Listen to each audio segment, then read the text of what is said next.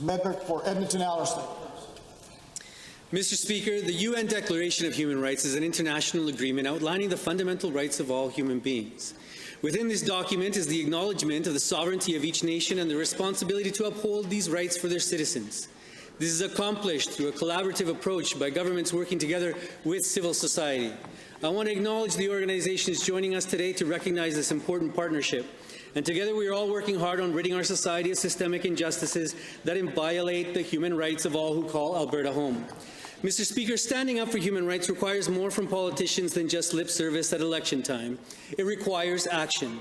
On this side of the House, we've got the back of newcomers and cultural communities, and we're fighting for what matters to them, whether it be for the religious freedom of the Sikh community or for refugees' access to driver's licenses. We're making real, concrete changes that are making life better. Unfortunately, though, even with all this work, we're still seeing an upsurge of Islamophobic and anti-Semitic views. And even worse, Mr. Speaker, is the fact that these views seem welcome in the Conservative Party. This fall, the Conservative leader approved candidates who again and again expressed Islamophobic views, including one who compared Muslims to bank robbers.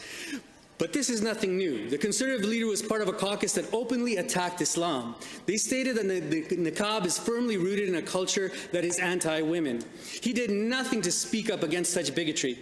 To all Albertans, I say let's fight racism and hatred together. The first step is to get to know one another.